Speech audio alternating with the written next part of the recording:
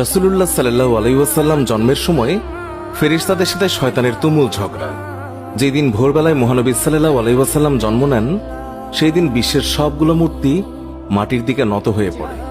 ইরানের রাজার বিশাল প্রাসাদের বারান্দা কেঁপে ওঠে এবং ছাদের 14টি প্রাচীর ধসে পড়ে।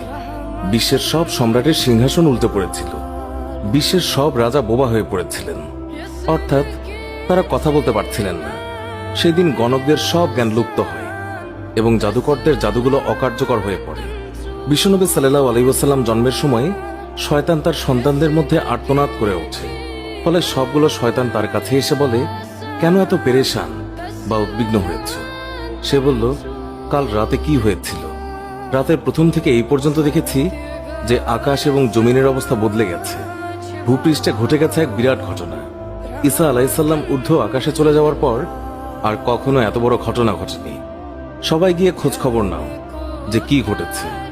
শয়তানরা চারিদিকে ছড়িয়ে পড়ে এবং ফিরে এসে বলে, কই, কিছুই তো দেখলাম না। বড় শয়তান বা শয়তানের নেতা তখন বলল, এই বিষয়ে খোঁজ খবর নেওয়া আমাদের কাজ। আর তারপর সে পবিত্র মক্কার কাবাঘর সংলগ্ন অঞ্চলে আসলো। সে দেখল যে ফেরেশতারা কাবাঘরের চারিদিকে ঘিরে রেখেছেন। শয়তান সেখানে ঢুকতে চাইলে ফেরেশতারা হুঙ্কার দিলেন। ফলে সে ফিরে আসে এবং চড়ুই পাখির মতো ছোট হয়ে হেরা পর্বতের দিক থেকে সেখানে প্রবেশ করে। জিবরাইল আলাইহিস সালাম বললেন, ওরে অভিশপ্ত, ফিরে যা। সে বলল, হে জিবরাইল, আমার একটা প্রশ্ন আছে, বলতো আজ রাতে কি ঘটেছে? জিবরাইল আলাইহিস সালাম বললেন, সর্বশ্রেষ্ঠ নবী মুহাম্মদুর রাসূলুল্লাহ সাল্লাল্লাহু আলাইহি ওয়াসাল্লাম আজ রাতে জন্ম নিয়েছেন। শয়তান প্রশ্ন করল, তার মধ্যে কি আমার কোনো কর্তৃত্বের অংশ আছে? সে তথা ইবলিস বা শয়তান আবার প্রশ্ন করল, তার উম্মতের মধ্যে কি আমার কোনো অংশ আছে? জিবরাইল আলাইহিস সালাম বললেন, হ্যাঁ। ইবলিস বলল, আমি সন্তুষ্ট হলাম। হযরত হালিমা বর্ণনা করেন, শিশু মুহাম্মদ রাসূলুল্লাহ সাল্লাল্লাহু আলাইহি ওয়াসাল্লামকে আমার গৃহে আনার সাথে সাথেই রহমত বরকত প্রকাশ হতে লাগলো।